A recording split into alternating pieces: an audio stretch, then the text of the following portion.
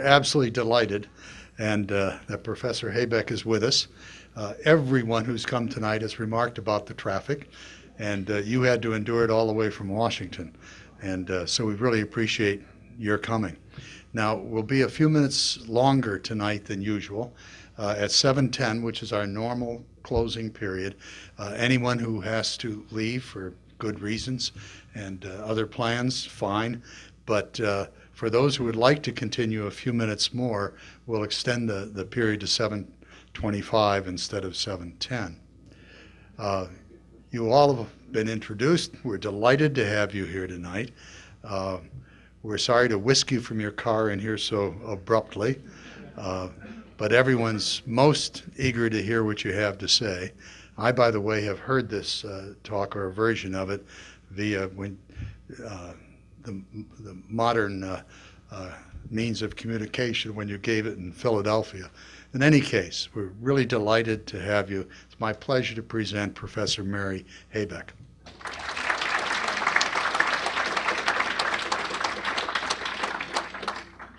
You've already heard enough about the traffic, so I won't bore you with what it's like to be stuck on 495 for a half an hour. So tonight what I'm going to do is give you a very brief and I hope succinct introduction to Al-Qaeda's grand strategy. And I think before I do that, I need to give you a little bit of a justification for talking about this topic. If I had given this talk, in fact, a year and a half ago, people would have wondered why I was talking about Al-Qaeda at all.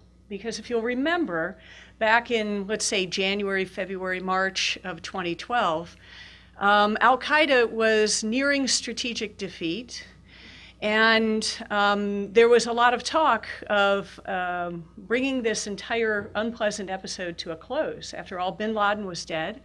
The group was on the run, and this was reflected, in fact, in classes, one in particular that I teach at SAIS, on the history of the war with Al-Qaeda. I usually have 20 to 25 students, but in the spring of 2012, I had five students. And they're very sensitive to the sort of things that are going on in town. They understand what's relevant and what is necessary to get a job in policy. And Al-Qaeda was out. It was, the old and busted, and new hotness was China, right? That was where things were heading. So my students felt it, a lot of people felt it. And then we began to have these unpleasant occurrences once again in places like Benghazi, like Boston.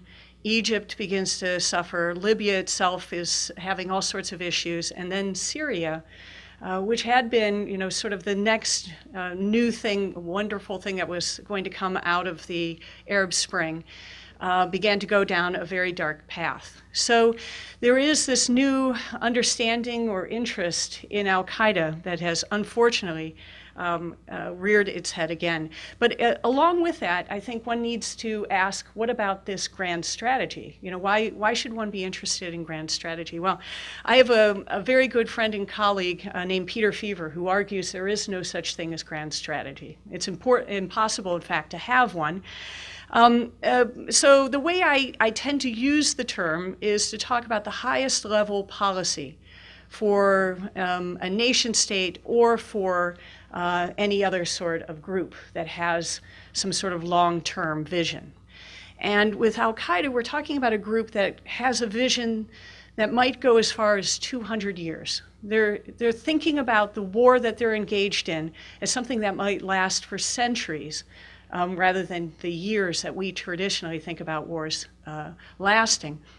And they have developed not a permanent, not an everlasting, but at least the framework for a grand strategy that is helping to at least give some sort of guidance to their actions. And there are all sorts of questions that we're grappling with in this area, especially in the Washington, D.C. area, that this grand strategy might shed some light on. So for instance, we're grappling with the idea of what is Al-Qaeda? In fact, if I went around this room and asked people to give a definition for Al-Qaeda, I think many of us would be hard-pressed to come up with one that encapsulates everything that is called Al-Qaeda these days. If I asked what seems to be an easier question, how does this administration, the current administration, define Al-Qaeda? You might be able to come up with something that's a little more tangible. But in fact, if you listen to the experts who are advising this administration, you listen to people like John Brennan or Jay Johnson or others who are speaking on this topic, you will see that they are grappling with this question as well and having difficulty with it as well. And in fact, the 2011 National Strategy for Countering Terrorism has no definition for Al-Qaeda. Perhaps because they were still struggling with coming up with an idea of what we're dealing with. That is, we're now more than 12 years after 9/11, and we're still struggling with the idea of what is Al-Qaeda. Well, here's the thing. Al-Qaeda believes it understands itself. And by looking at what it says, and by looking at its grand strategy, we can come up with at least its own self-image, its own definition, and then sort of be able to match that against its actions and what we see out in the world and kind of determine, does this really constitute what we see as Al-Qaeda? Does their own vision of themselves give us a better idea of what's going on, perhaps than our own notions and our own analysis? Another thing we're grappling with is what's the relationship between these Al-Qaeda core and the so-called affiliates or associated movements. Well, Al-Qaeda also has a vision of this. They believe they understand what this is about. We have one that actually contrasts quite strongly with their definition. But by looking at their grand strategy again, we might be able to understand this relationship between these, what we think of as local groups out there, and the leadership in Pakistan and Afghanistan. And finally, we wonder, what is Al-Qaeda's main objective? What do they want to really achieve? A lot of people think it's just chaos. They just seem to be attacking everywhere and everything. And do they really even have a set objective or a set even series of objectives that one can point to and understand? Well, again, if you listen to them and you look at what they're actually doing, you can say, yes, they believe at least that they have a series of objectives they're hoping to achieve, and they've created a set of plans to go about achieving them. Now, whether they're actually doing so, whether they're actually able to achieve these things is another question entirely. But they are at least aiming for these things. So when we take a look at Al-Qaeda's grand strategy, it can help us, I think, in many ways to understand the enemy that we're facing, why they're acting as they do, what constitutes this enemy, and perhaps ultimately how we can go about combating it ourselves. So I'd like to begin, I guess, then a look at its grand strategy by with a little set of warnings about what I'm not going to be talking about. I'm not going to be talking about Islam in general. This was, in fact, my first interest back in the 1990s. I was interested in what's called fiqh, or jurisprudence, and Islamic history. And I wasn't interested in extremism. I knew very little about Al-Qaeda, just what I read in the papers. I wasn't interested in terrorism, per se. I'm a military historian by training, so I was interested a little bit in things like what's jihad and the ideas about just war within Islam. But I really wasn't interested in the extremist. I was interested in what I call today ordinary Islam. So tonight, I'm not going to be speaking about that, but I could give you a year-long seminar on the subject, if you're interested. The other thing I won't be talking about is Islamism. I became interested in Islamism after 9/11. Like a lot of people, I did a lot of reading, caught up a little bit with things that I'd sort of been putting on the back burner in the 1990s. Sometimes it's known as fundamentalism. There's other names that people use for this. This includes a very large diversity of groups and ideas, currents as they're called, including what's known as Salafism and the Muslim Brotherhood, and a lot of other groups and ideas as well. The only thing that holds them together, by the way, is the notion that we have to publicly profess and practice our religion. This is not something just for private practice or private rituals, but that it has to be practiced on the public stage, and therefore we need to have a state that reflects this. So that's the only thing that holds together Islamism as which is a very diverse group, because there are all sorts of arguments about how you go about creating this ideal state. Should it be through some sort of political process? And there are many Islamist groups that are in fact participating today in political processes. Should it be through some sort of social change? That's how the Muslim Brotherhood went about doing things for many decades. Or should it be through some sort of violence? And that tiny group that believes in using some sort of violence is actually called in general by a different name, and that is jihadis, or jihadism is the name of their group. I'm also not going to be talking about jihadism. So the Islamists maybe constitute 25% of 1.5 billion people. The jihadists are less than 1% of that 25%. Far less. We're talking about a few thousand people who believe that we have to use violence in order to create that state. But even here, there's a great deal of diversity, and there's groups like Hamas or Hizb ut-Tahrir or some other groups. And I'm, by the way, I should mention, only talking about the Sunni side of things. Within Shia Islam, there are its own sort of questions and diversity going on. But there's no agreement here about how precisely we should go about using this violence that they call jihad. One particular section of the jihadist movement, the folks that are today known as the Jihadi Salafists, or sometimes Salafi Jihadis, depending on who you talk to, made an argument that the way to go about using this violence to create this state is by attacking the United States. And as you can tell by the way I'm putting this, this is in fact the group that I'm going to be talking about tonight. And before 9/11, they were a tiny minority of this less than 1% of 25%. So we're talking about a few hundred up to maybe a few thousand people who had this notion that we should be able to use our violence not directed against our local leaders and local rulers to create this state, but against the United States. And they have having an argument with the other jihadists about this idea throughout the 1990s, and basically their argument failed miserably. They failed to attract a large number even of jihadists, let alone of Islamists, to their vision of how to go about creating this state. A huge failure until 9/11. And then at the behest of the American government, we began putting pressure on a lot of different governments to round up jihadists of all sorts and stripes, and sometimes extremist Islamists of all sorts. And the result was that bit by bit, these other large jihadist groups found themselves in jail and their cause a failure. And the remnants of those groups looked around and said, well, who's still standing? You know, it turns out there's nobody left but these Salafi jihadists or jihadi Salafists led by bin Laden. And so after 9/11, a lot of these jihadist groups began to join up with al-Qaeda. And the result was that today, these jihadi Salafists now dominate. Now, besides this notion that we need to attack the United States for some strange reason, is there anything else that holds these guys separate, that makes them different? And the answer is yes.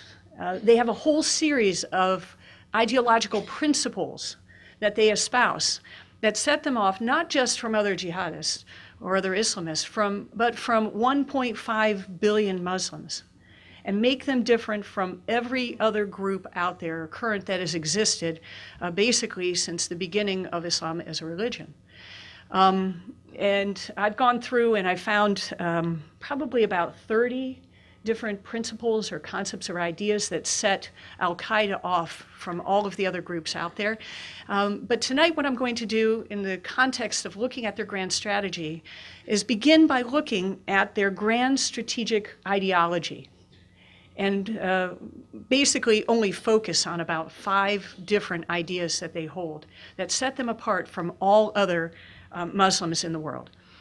The 5 concepts are Tawheed, or their definition of Tawheed, their definition of Jihad, their definition of Sharia and what constitutes Sharia, their definition of Wala wal Bara'a, and associated with us, their definition of Takfir, or their ideas about Takfir. So what are these terms? Well, usually I have a PowerPoint slide so that you can not take notes like my students, but so you can at least see the words that I'm talking about. So you have to forgive me if I throw a whole lot of Arabic terminology at you without any spelling or explanation of their historical and linguistic roots, which I also inflict on my students. But the first word that I mentioned, Tawheed, is actually the core of Islam itself. Towhid. That's how it's usually spelled in English, actually. T-A-W, sorry, T-A-W-H-I-D. I'm a terrible speller. You would ask that. This is bringing back memories of very bad experiences at spelling bees. Tawheed is the core of Islam itself. So within Islam itself, it's a very good word. It's a very good term. So I don't mean to put this forward as somehow a word that's just used by the extremists. What it means for ordinary Muslims is there's only one God. So it sometimes is translated as monotheism. Is one way of understanding it. And ordinary Muslims, obviously this is the core of their religious belief. There's only one God, and only He should be worshipped. That's Islam in a nutshell, right? So for ordinary Muslims, this term, if you use this word, they'll understand this as describing their deepest felt religious beliefs. What Al-Qaeda has done, and the jihadi Salafists in general, is they have taken this core idea and they've given it a twist. And they claim to be the supporters, the biggest supporters of Tawheed. And when ordinary Muslims hear this, they think they understand what they're talking about. But in fact, because of this twist that Al-Qaeda has given it, they're talking about quite a different topic than most ordinary Muslims understand this word. So how does Al-Qaeda understand it? Well, they say, we agree, there's only one God and only He should be worshipped. But worship implies obedience.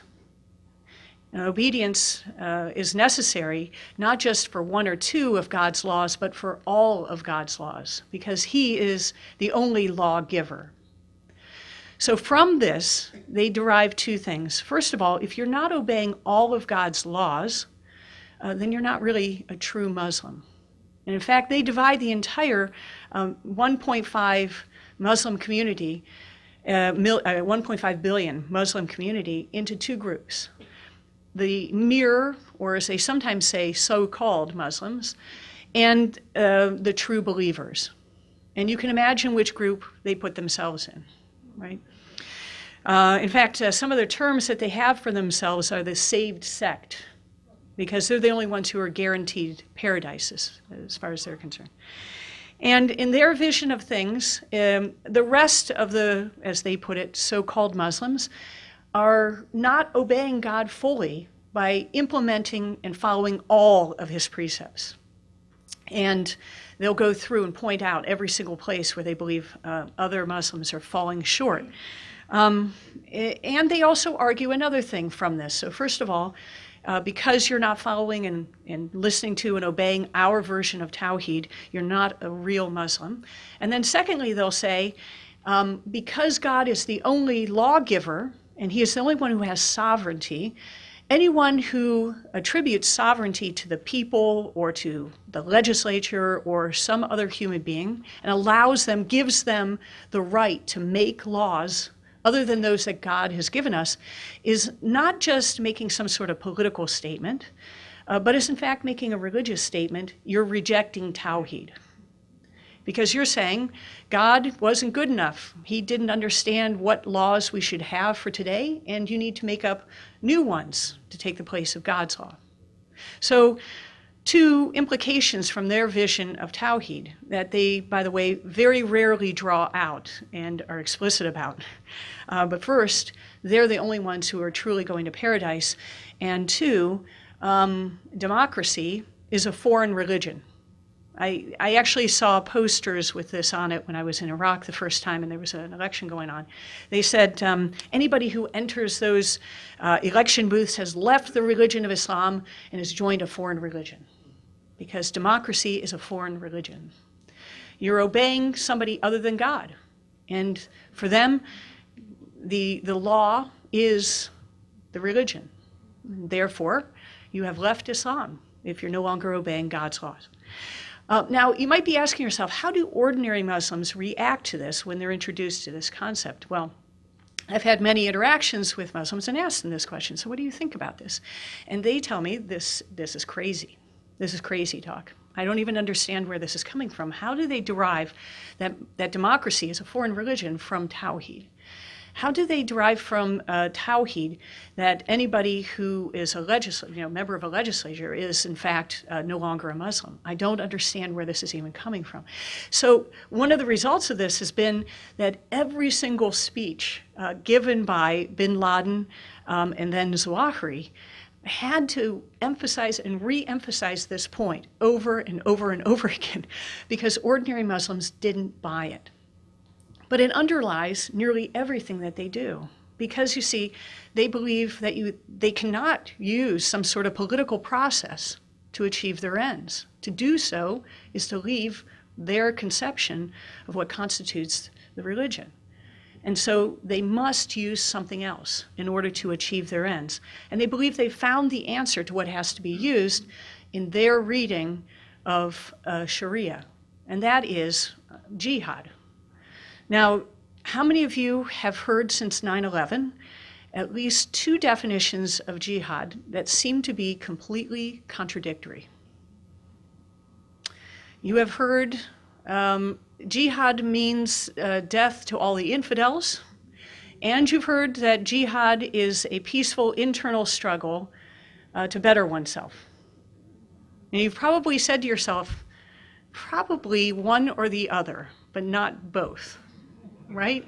So you choose one and you focus on one or the other.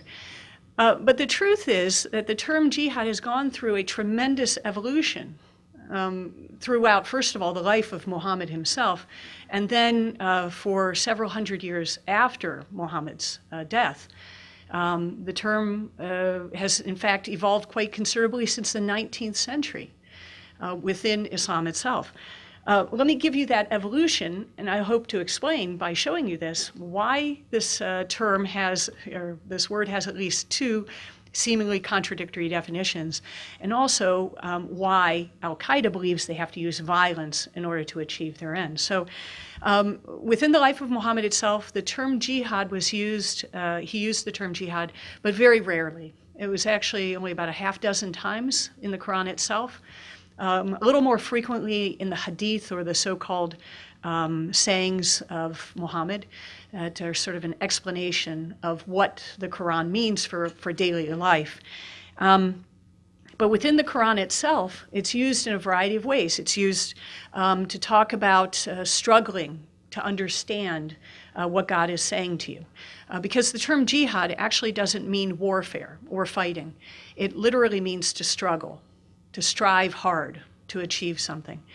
There's a perfectly good word for fighting. There's a perfectly good word for warfare, for killing within Arabic itself. If Muhammad had meant to use the term for warfare, he could have used that. But in fact, the term that is used is struggle. So the first few times it's used in the Quran, it's used to talk about struggling to understand what God is saying, struggling to control your desires, struggling to follow God, struggling to follow his path, his ways.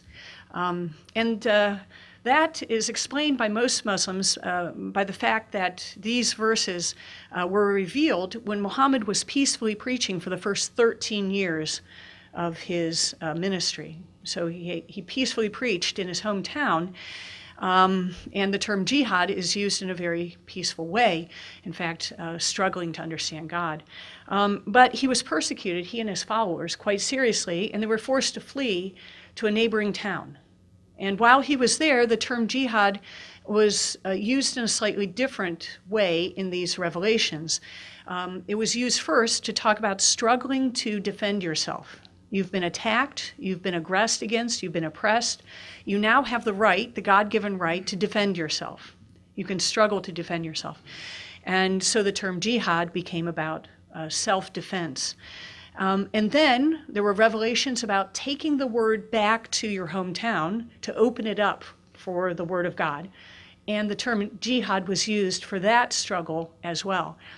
Most people would think of that in terms of some sort of offensive jihad. But at the end of his life, when he was returning from his last battle, Muhammad said to his closest followers, we're returning from the lesser struggle, the lesser jihad, to the greater jihad. And his followers said, well, what's this greater jihad that you're talking about? He said, the greater jihad is the struggle to control your own desires and create a just society. So if you talk to any of your Muslim friends and you say to them, okay, what does jihad mean to you? I can guarantee you that they will say, jihad is first and foremost that greater jihad, the struggle to control my own desires and to create a just society. And only secondarily is it the lesser jihad of self-defense. And what about that offensive side to it? Well, that was for a specific time and place. And Muhammad and his followers understood when and where that was, and that's no longer true today. That's what ordinary Muslims understand by the term jihad. And by the way, if it's ever used as fighting, that is, as self-defense, a state has to declare it. It's up to a state to say, okay, we're going to declare jihad and defend ourselves. It's certainly not up to some random individual to say, everybody join my jihad and we're going to go off and fight it. Well, that's ordinary Muslims.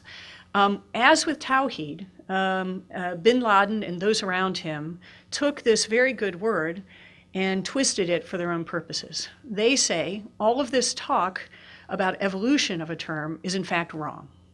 Jihad is, was, and always will be about fighting. Fighting and fighting alone.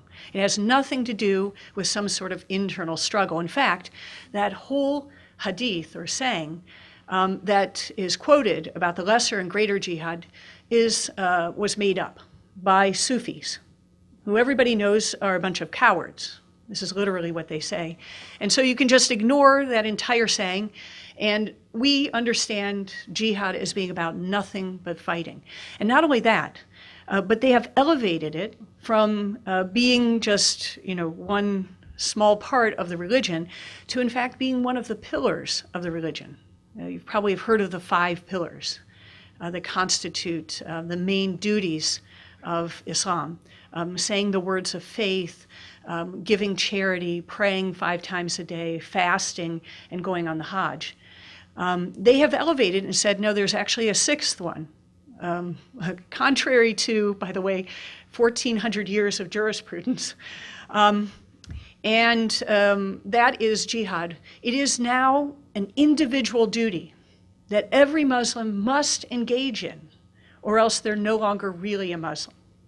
You're probably sensing a little bit of a theme here. Because in their view of things, if you don't participate with us in this fight and in this struggle, you're no longer really a Muslim. This explains an awful lot. For instance, you probably are puzzled by the fact that 8 times as many Muslims have been killed in terrorist attacks as non-Muslims. Or the fact that more than 10 times, far more than 10 times, more Muslims have been killed in the rest of the fighting out there, those insurgencies that are going on around the world, than non-Muslims. If this is all about us, since 9/11, a lot of us have become convinced, this is mostly about us. And if the main purpose of Al-Qaeda is to carry out attacks against the United States, why are they killing so many other Muslims? Well, the truth is, they don't regard them as being truly Muslims at all. And one of the reasons is because they haven't joined us in our jihad. If they were with us, they'd be on our side of the line. So if a bomb goes off and kills 50 Muslims and one American soldier, I guess, they say this, well, we didn't mean to kill you, but it's okay because, frankly, you weren't really Muslims anyway. This created a tremendous amount of trouble for them, so much trouble, that they have attempted to shift their way of doing business without, by the way, in any way conceding that other Muslims might truly be saved in any way, shape, or form. And this came out and is coming out. And some of the things that they're doing when they carry out their terrorist attacks, perhaps some of you noticed when they carry out their attack in Kenya, in Nairobi, in the mall, they were asking people questions to figure out if they were Muslims before they would, shoot everybody. What is unclear from the news reports, but if you read what eyewitnesses were saying at the time, becomes quite clear, is they began that attack by simply randomly shooting a whole bunch of people. They didn't ask any questions then. And the questions they were asking were very specific ones designed to see if you were a practicing Muslim. That is, if you were closer to us and somebody we would regard as being more of a real Muslim. So people who don't practice the religion the way they do would have trouble answering these questions, and guess what? They got shot just as easily. So Tawhid and Jihad, two of the sort of cornerstones for many Muslims of their religious beliefs, have been taken over by Al-Qaeda and given these twists. The third one is perhaps even more key for many Muslims, and that is the term Sharia. Sharia, for ordinary Muslims, doesn't really have one meaning. It means God's law, but God's law is defined in a multitude of ways by ordinary Muslims. I used to think, before I started studying Islam in the 1990s, that somewhere there was this, bookshelf with the books of law, of God's law, Sharia, sitting up there, and all you had to do was just take them down, and there you go, all the precepts laid out for you.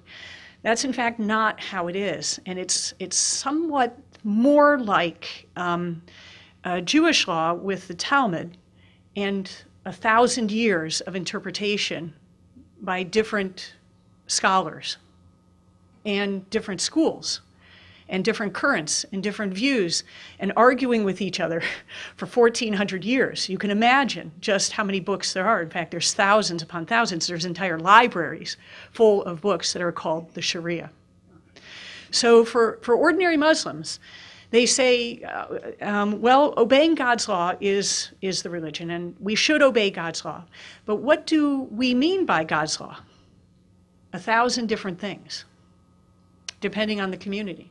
So it doesn't really mean just here it is in black and white, follow this or else. And by the way, if you can't follow all of God's laws, well, you're probably not as firm a Muslim as you should be, but who am I to judge? That's up to God. He makes all those big decisions.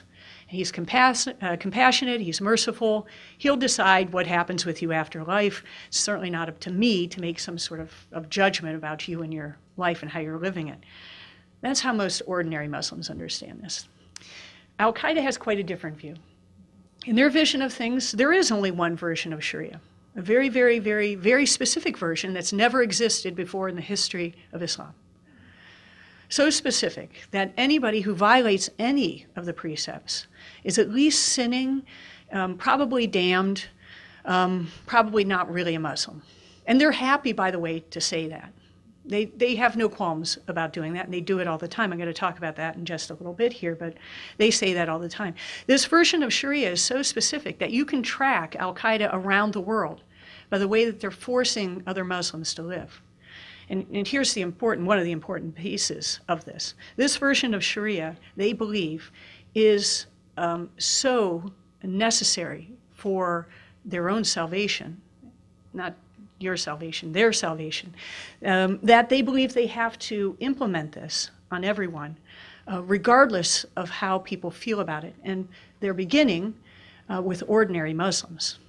And once again, as with jihad, you find that their attempts to impose their version of Sharia is aimed not at non-Muslims, but at other Muslims.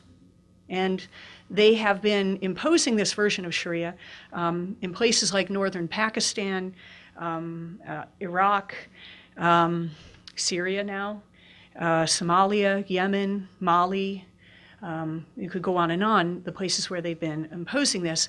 And the reaction has uniformly been rejection by ordinary Muslims. There has been no, wow, this is what I am, believe that Sharia is, and I'm happy to see it finally arriving in my town. Instead, there has been, what in the world is this that you're forcing us to do? This is not my concept of what constitutes Islam. This is not how we have traditionally practiced the religion for the past 1,400 years. And who are you to tell us that we've been doing it wrong all these years? Well, this is the other part that I've said before, but I need to emphasize. Al-Qaeda believes that they have the right to tell you that you're doing it wrong, and they have the right to impose their vision on others, and to declare if you're not doing it, you are going to hell, and I believe it's my duty to send you there. And they do this all over the place.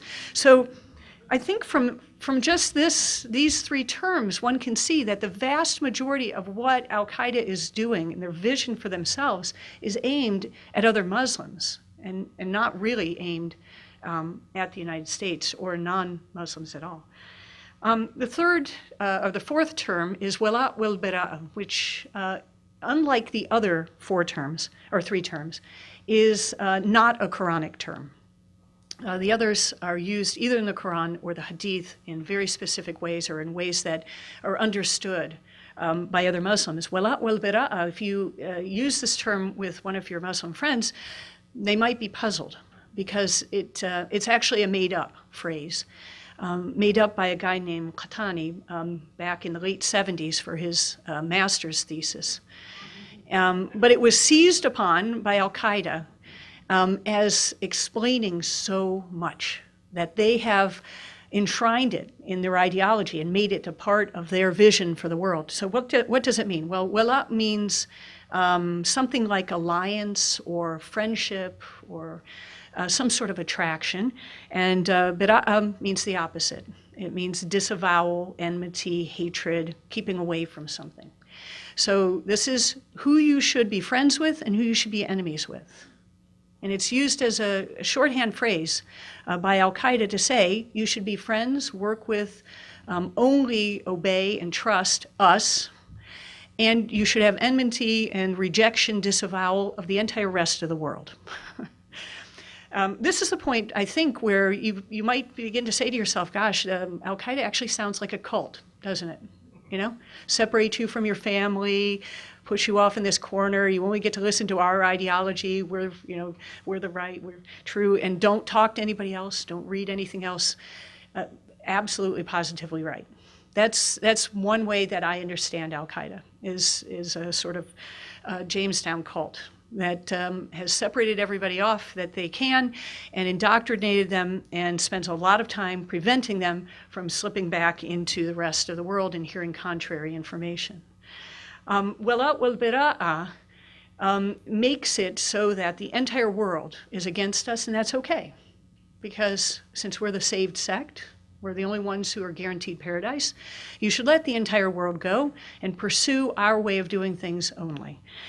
Which brings me to the final term, and that is takfir, which is, by the way, a term that Al-Qaeda would never use about itself. But it explains so much that I think it's necessary to include this as one of the key terms. Takfir means, is sometimes very poorly translated as excommunication, which has a sort of Catholic feel to it, and it's just a little inappropriate here. What it literally means is to declare a Muslim to be an infidel. So somebody who is a Muslim, you say, no, you're not really a Muslim, you're actually an infidel. Well, that sounds like excommunication, right? kind of has, I mean, in our modern society, has a sort of so what feel about it, right? But as used by Al-Qaeda, takfir has the ancient medieval feel to it, when this was the state's way of maintaining cohesion and belief. If you, as an individual, decided to change religions, to become a Christian, you began as a Muslim, become a Christian, for instance, this was declared to be illegal and illegitimate. And anyone who did this was said, first of all, to have lost their right to life, lost their right to property, to inherit or pass on through inheritance. They were divorced, and all their children were illegitimate. And if they were killed or all their property was stolen, there would be no penalty against those who did it. So to declare takfir in the way that Al-Qaeda does it means that by saying you don't follow our version of Tawheed, therefore you're not really a Muslim. You don't follow our version of jihad, therefore you're not really a Muslim. You don't practice Sharia the way we say you should, therefore not really a Muslim. And you have been hanging around too much with unbelievers, and therefore you're not really a Muslim. That's declaring takfir, and they follow up on it. They declare the takfir, and then they actually do things to show that they believe these things. So these 5 terms, I think, explain a lot about Al-Qaeda. First of all, the orientation that they have, their ideological orientation, is so extreme and so different from that of ordinary Muslims that you can spot them just by their ideological beliefs alone. Secondly, it explains why so much of what I'm going to talk about in just a bit is about other Muslims rather than about us, because their basic ideological orientation is, in fact, towards the rest of the Muslim community and transforming the rest of the Muslim community rather than attacking America, as they have so vehemently argued for so many years. So given this ideological background, what do they then do with it? Well, you have to understand that each piece that I've just put forward is not just a set of beliefs, but is in fact a sort of template for action. And they have taken this template and believe that they have to act on it. So here's the grand strategic plan that they have created for themselves based on this. First of all, their objectives are quite different from one might imagine. Perhaps you're thinking, well, shouldn't their main objective be to attack the United States? In fact, that's not really an objective. That's a means that they're using in order to achieve their objectives. Their objectives are actually quite different. The first objective that they have stated since the 1990s and continue to state today is to remove all non-Muslim occupiers and the apostate rulers, as they put it, of their own countries. So all non-Muslim occupiers and those rulers that they declare to be apostates. Notice the takfir that's implicit there. This objective is a lot broader than one might assume. You might think, well, occupation, doesn't that mean having boots on the ground, military occupation? In fact, they have defined what they mean by occupation to include all non-Muslims, tourists, businessmen, diplomats, anybody who is not a Muslim has to leave all the lands that we're claiming. And their vision of the territory that they're claiming goes from Spain all the way to the Philippines and every place in between, including, by the way, all of Russia and the vast majority of Africa. So everything in between there. This would include most of Eastern Europe, the Balkans, a lot of Italy, the entire peninsula, not just Spain, but Portugal as well. Removing non-Muslim occupiers, then, is not just about the Americans need to leave Saudi Arabia, or the Americans need to leave Iraq or Afghanistan. You have to stop carrying out military action. They say that as well. But Adam Gadon, in 2 separate statements, one that was given in 2007 and then repeated for the new president in 2010 said occupation includes tourism and businessmen, diplomats, anybody, in fact, who is not a Muslim is going to leave our territory. That's their number one. And along with that, getting rid of those rulers that they believe are apostates. You see, they're not imposing the correct version of Sharia, even the Saudis, and they all need to go. So their version of Sharia is so specific that the Saudi version, which many people think is just about the same thing, isn't specific enough for them, and they call them a bunch of apostates. They need to go. Their second objective is to impose their version of Sharia. Okay, so this is about forcing other Muslims to follow their version of Sharia, and they've been doing this in a lot of places around the world. Thirdly, they've been setting up what they call imaras, or shadow governance, in a lot of different places in order to impose their version of Sharia at first, but then to provide services in places like Syria, Yemen, and elsewhere. They're attempting to do this. And to create leadership that will be in charge of these places. That's their third objective. Their fourth objective is to eventually cause all of these imaras to somehow run together into what they call the caliphate.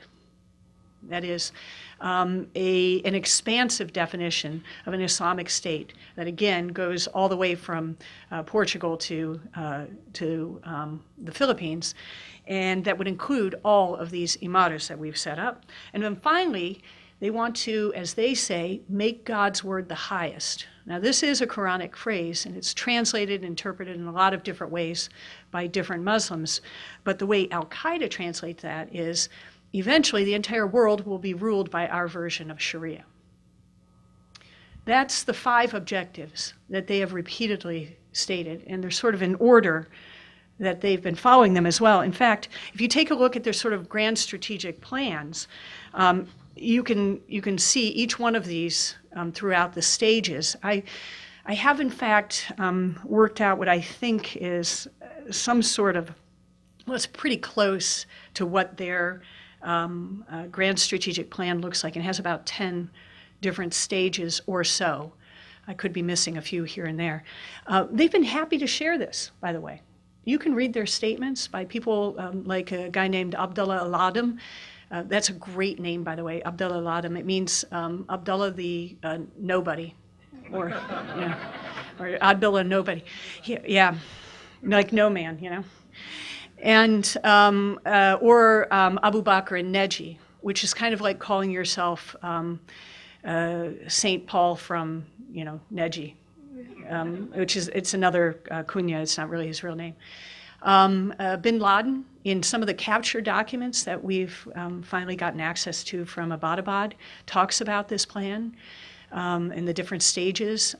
I can follow its evolution. It hasn't stayed in one particular shape. It's evolved over time. But it has certain pieces and parts that stay the same.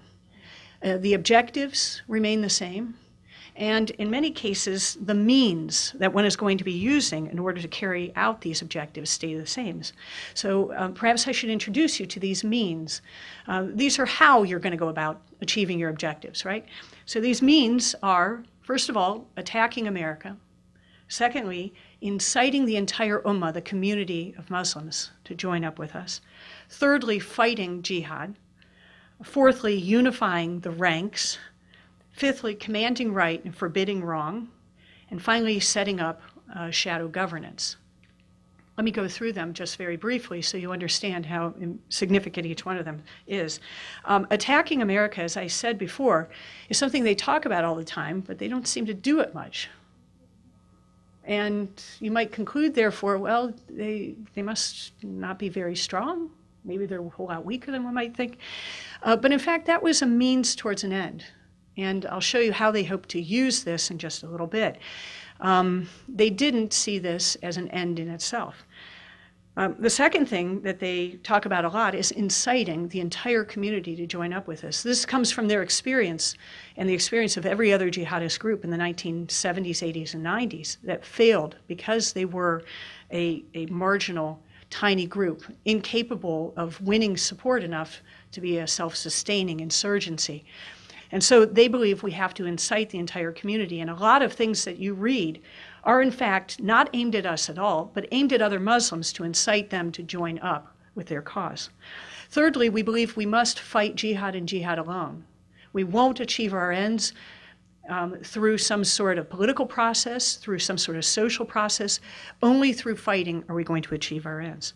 Fourthly, we need to unify the ranks. That is, bring together all of the other jihadist groups under our umbrella, convince them to join up with us as the one true vision for how to achieve our ends. And they've been doing this in places like Syria, that started off as pretty much a nationalist, very secular movement, or in Anbar province or in Iraq in general, which also started off as a very sort of phased kind of movement and insurgency, but somehow ended up becoming entirely al-Qaeda over time. They did it in Somalia. They did it in Mali. They've done it in a lot of different places. Unifying the jihad, or unifying the ranks, is their vision for getting all of these other jihadist groups on their side, and they've been highly successful at it. Commanding right and forbidding wrong is a Quranic term, again, that they have taken over. And by this, they mean imposing our version, how we're going to impose our version of Sharia. And they do this by arming specific groups of people and with sticks and telling them to go around and beat people who aren't obeying us, by setting up Islamic courts all over the place to take the place of the regular court system, and by forcing people. And this is, true every place they've been having to force people to follow their version of Sharia. And finally, they've been setting up shadow governance through a set of institutions that appear in each one of the places that they claim as their own. Institutions like emirs, commanders, institutions like a Mujahideen Shura Council, around which you gather everybody and convince them to follow its orders, and then gradually, sort of like the communist after World War II, you are dominating the entire Shura Council and everybody's following you. These are the means that they've been using in order to achieve their ends. So let me show you briefly how the two are connected. So if the end is expelling the occupiers and the apostates, or as they call them, apostates, the means to do that is by attacking America, by inciting the community, and by unifying the jihad.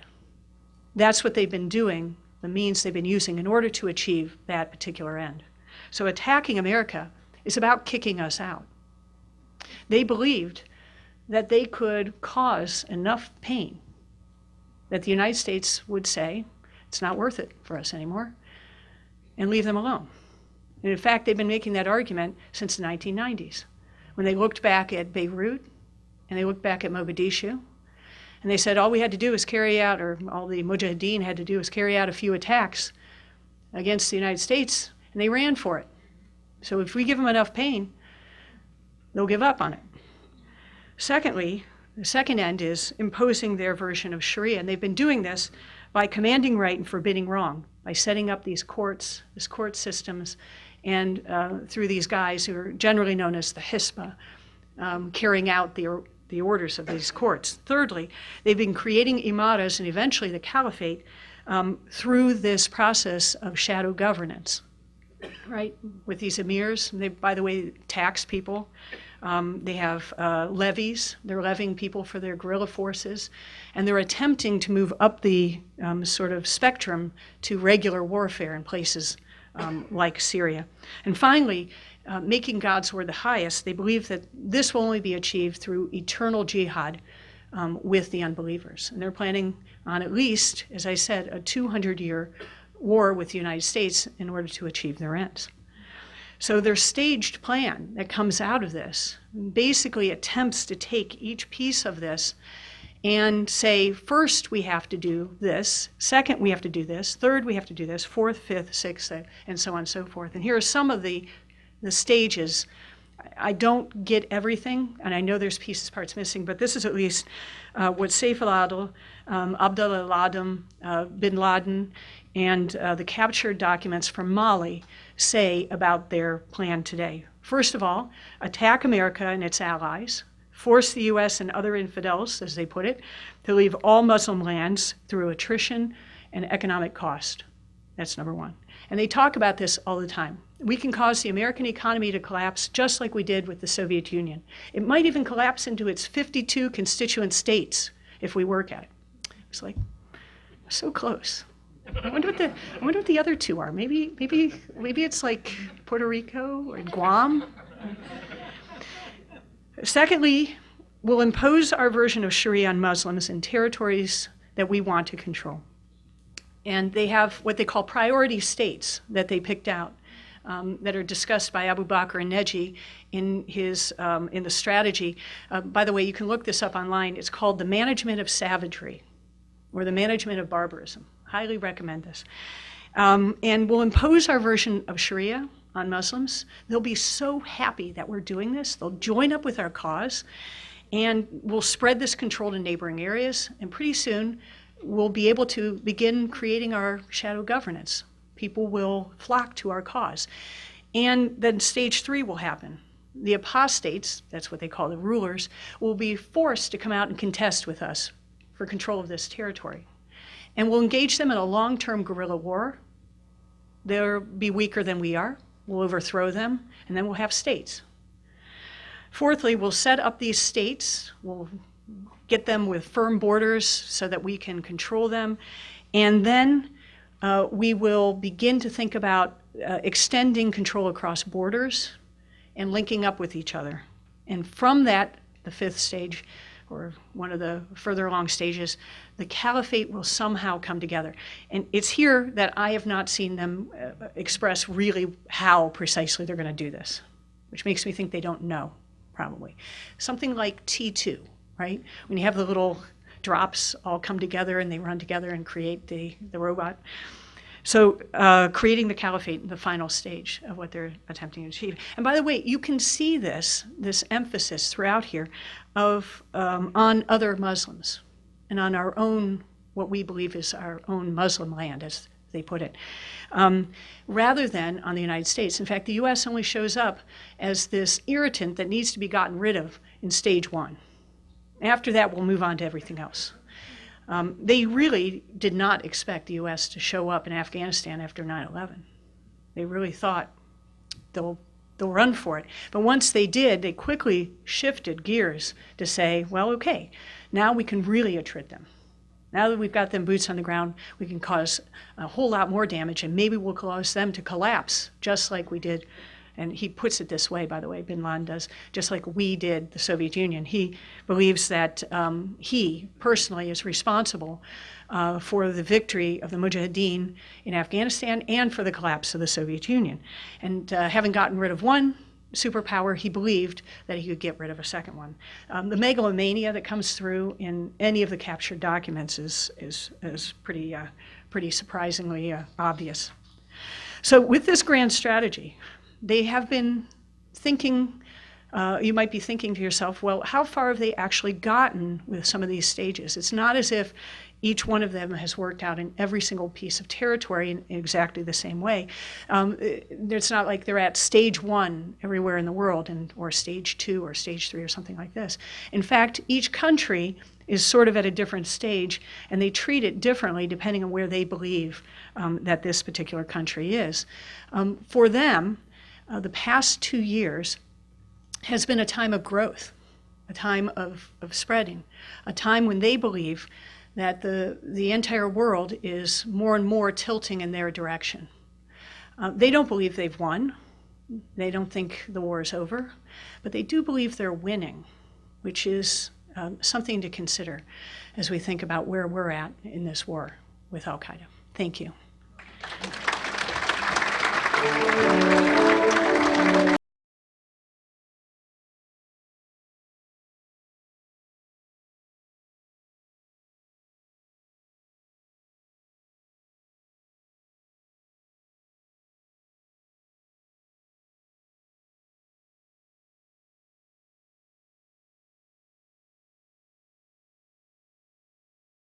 you.